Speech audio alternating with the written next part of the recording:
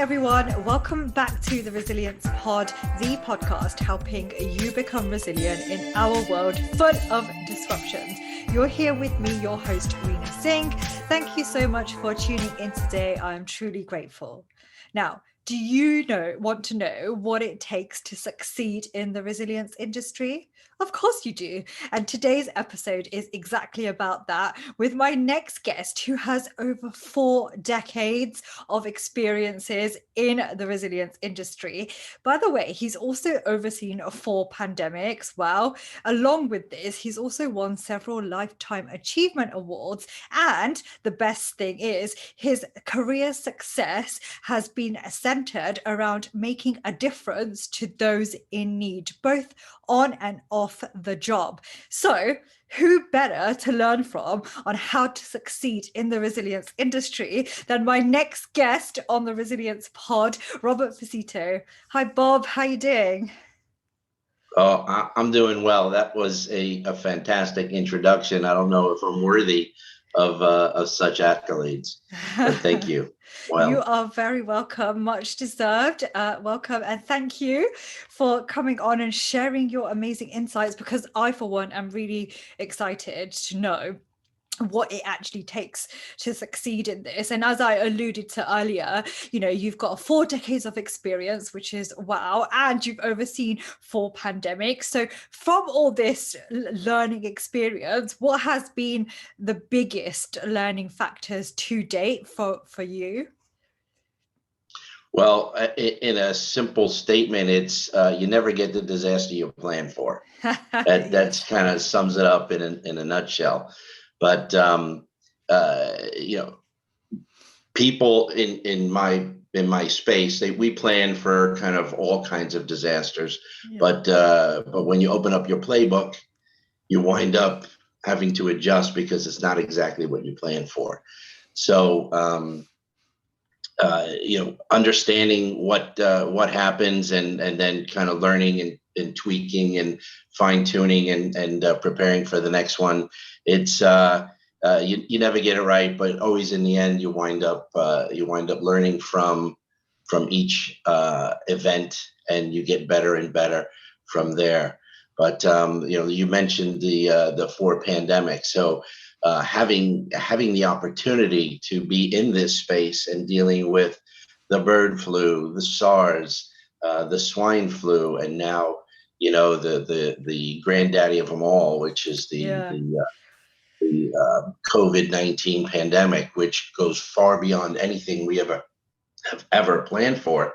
And even then, when we talk about a pandemic, we did not see in our space, in the financial industry, we did not see the impacts that we were expected to see from a pandemic. So when we talk about pandemic, you talk about loss of staff. We didn't have loss of staff.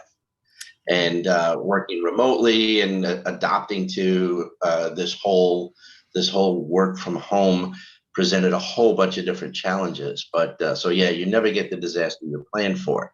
So it's been a fantastic ride thus far, and in between those 4 pandemics or events that I was fortunate enough or unfortunate. I don't know if I'm in the right place, because are things happening because I'm doing this stuff.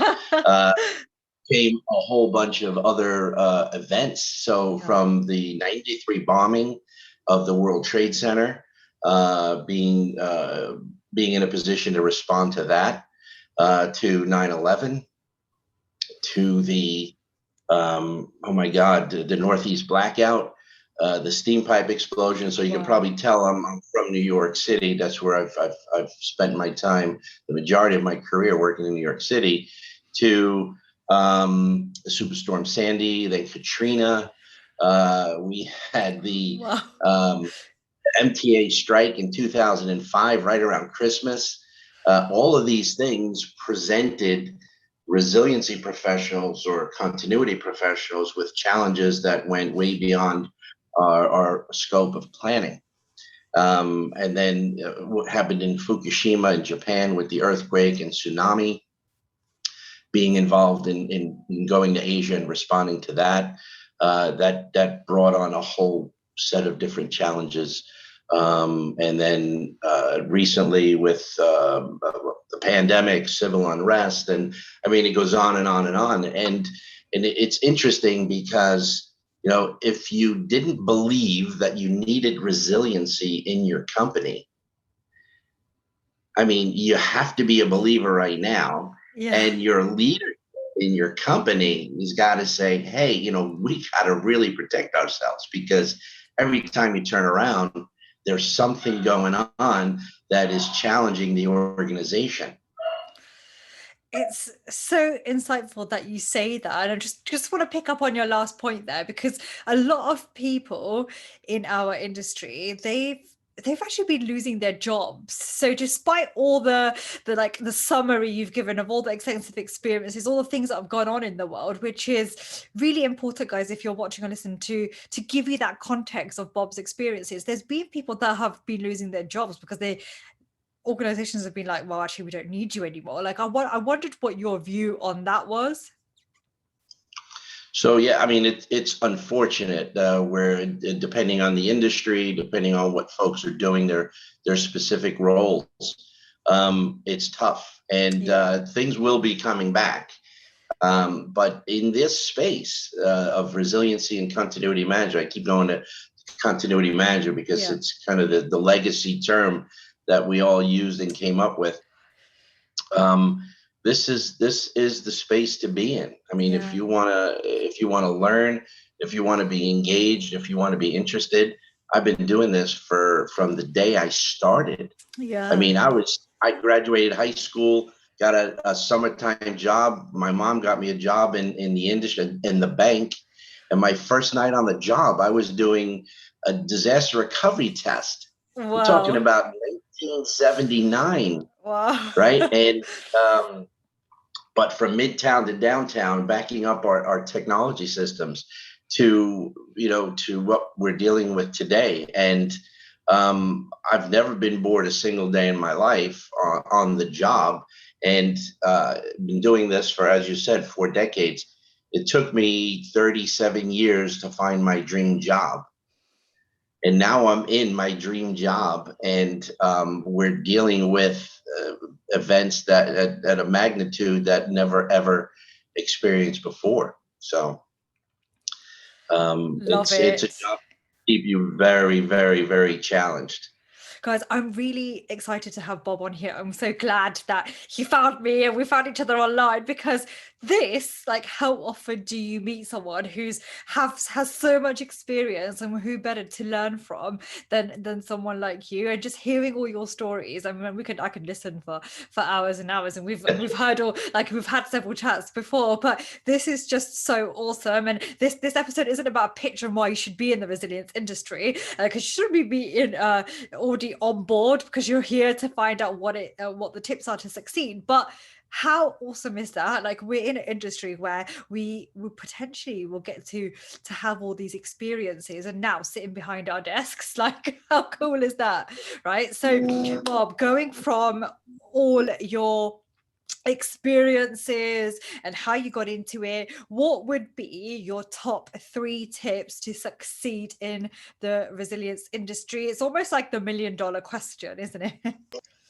It is, and you know, many have come before me and have had challenges. And I guess the one thing that, or the 3 things, starting with number 1, is you have to have the subject matter expertise.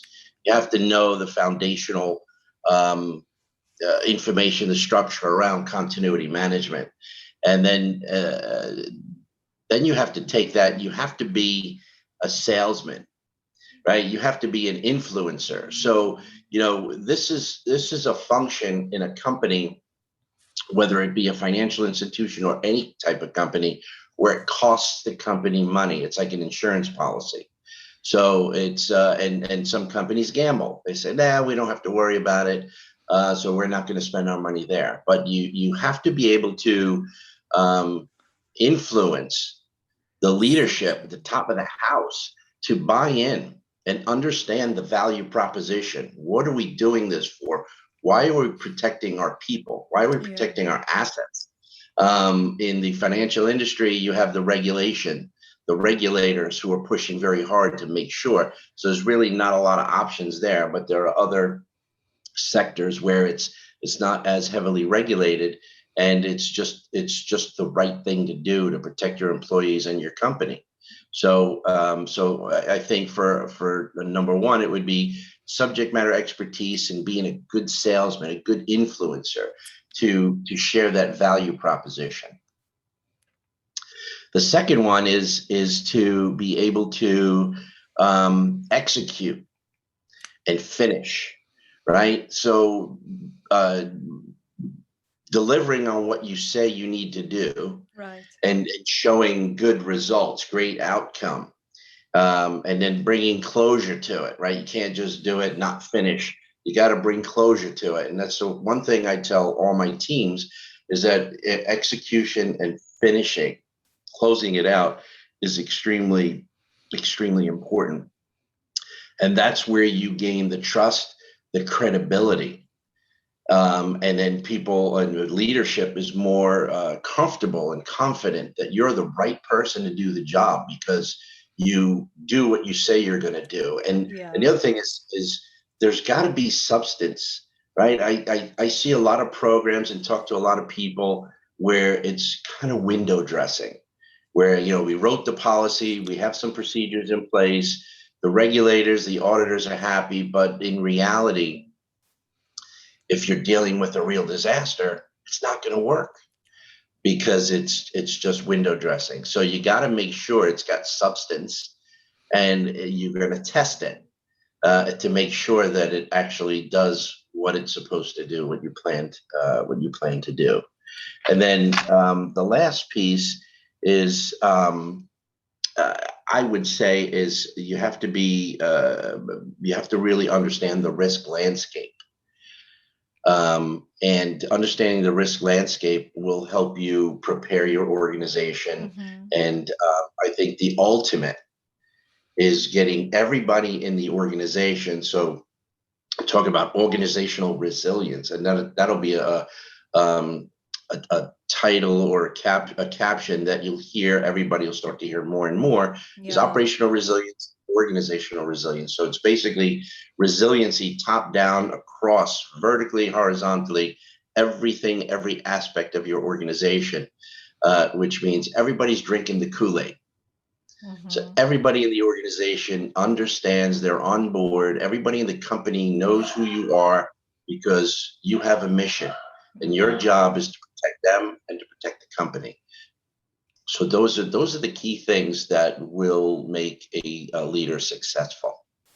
I find those so great, and they're so achievable as well, because you know, when I was thinking like, oh, I wonder what he would say and if it's really hard to achieve this, but actually it's some of those simple things that we as practitioners sometimes forget, like your tip 2, actually finishing off, closing off.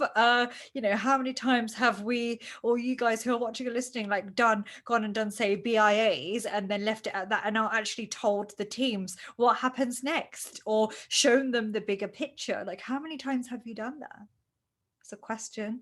Let me know. And if you haven't, that's fine, because that's why we've got these tips from Bob. And I love the fact that you say like we're actually all salespeople, we're all influencers, and that's one of those skills that actually we didn't know we needed.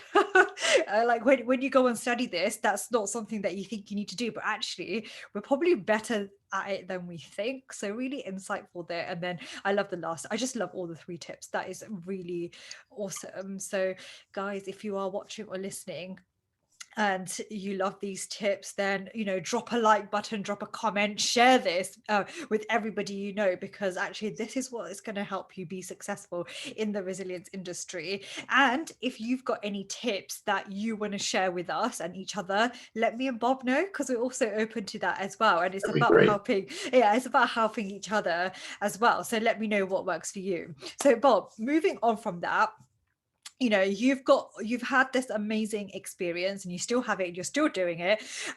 You've also in that span of have led teams, and something that we all do is we're all a leader.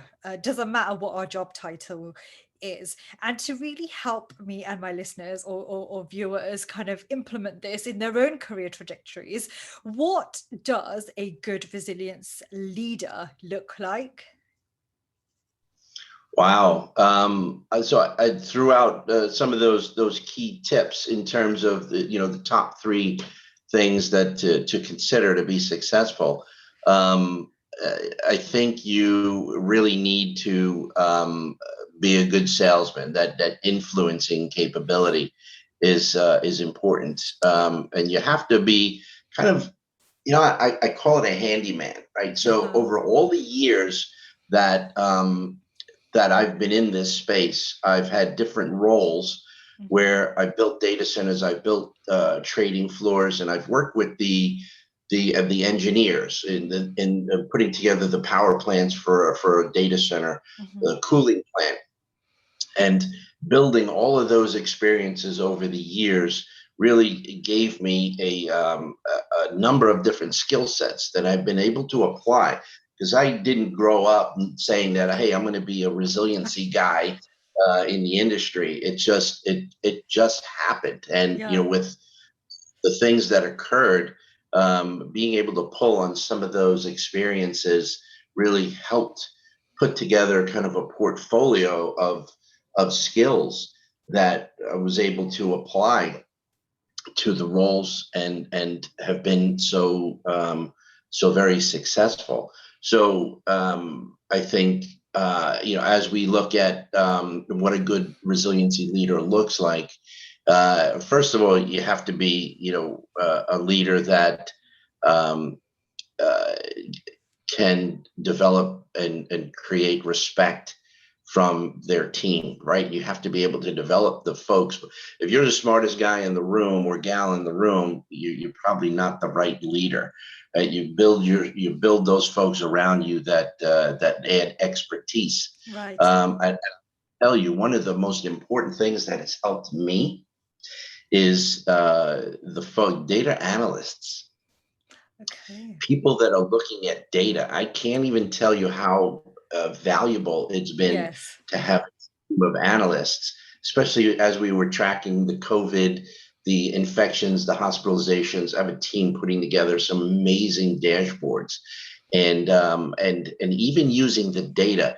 So in the resiliency space, being able to understand the data that you have available to you, and you're at the heart of the organization. You're looking at the people, how it links up to the process, how it links up to the technology, where all of these people are, how your third parties fit into this, where are the risks. All of those things come together, and you're at the center of an organization, and you have to be able to look at all of those pieces of data and see where the risks are to your firm and prepare. And the one thing that I really enjoy, and this goes back to your question, it's uh, I mean, I love what I do. I have tons of passion and fun with Mhm. what we do, and the people that work for me enjoy it, because we do try and make it fun, even though it's a very difficult subject matter, right? You were Mhm. talking death and destruction, and Yeah. just impacts, and how do you make that fun? You really Yeah. you don't, but you get people to buy in, as I said before, to drink the Kool-Aid. And so you have to be able to motivate, you have to be able to develop your people, you have to be able to look forward, you have to be able to leverage the data that you have, and be almost predictive in Yeah. and you got to get that crystal ball and say, hey, what's the next crisis going to be, and get ahead of it, Mhm. and prepare your organization. And so all of those things really, from a leader perspective, for those that are fortunate to have teams or have responsibilities that are very broad, and then for those that don't have teams and are single contributors, where management is looking at you to do your job, you're going to need all of those skills, right? You're going to need all those data points. You're going to need to be a salesman. You're going to need to be able to sell that value proposition, understand, leverage your position, the regulation, looking at the impacts. Nobody wants to lose their job. You want to make sure that that you can support and ensure corporate survival. And that's up to the resiliency professionals. It's company survival for those that are not in the corporate world, but it's company survival. If you're fortunate enough to be in that position, Yeah. it's up to you to reach out and understand all aspects of your business, put it all together, and test, practice, get people to buy in. There's so many moving parts in this space. Awesome. I mean, I think this is one of the best parts of the job, right? Making it fun and interesting. And I really like your tips, like to help us actually like reflect on that, because a lot of the times we as practitioners think, well, actually, it's not our job. Like I'm never going to be a leader or something, but we all have something unique and individual to offer. And it's recognizing that. And the point you made about actually, if you're the smartest person in the room, that's probably not a good thing is really insightful, because actually, why do you want to be the smartest person in the room? Like, how is that going to actually help your organization or your business be more resilient, right? Everybody has their own unique skills to offer, and what I'm hearing is, as a leader, it's your job to combine it all together and take up the strengths and weaknesses, and that's really interesting, because I love how it all ties to like the 3 tips to be successful. And I mean, obviously there's more than that, but it gives us some really good things to think about, which I absolutely love. So thank you, Bob, for this. I could really sit here and ask you more questions all day. But, this has really given us a kind of like a taster of what we need to consider. And, my question to all you guys who are listening or watching is, do you have what it takes to be successful in the resilience industry? Let me and Bob know. And Bob, before we sign off for today, do you have any final thoughts and parting words to share with our audience? Wow, I really enjoyed being here with all of you and answering these questions. But it's embracing the role, being passionate about what you do, learning from your experiences, and I think the one thing I didn't touch on, and the one thing that I really would leave everybody with is your network, right? So the one thing, my entire career, all the moves that I've made from company to company, Mhm. everything was done based on my network.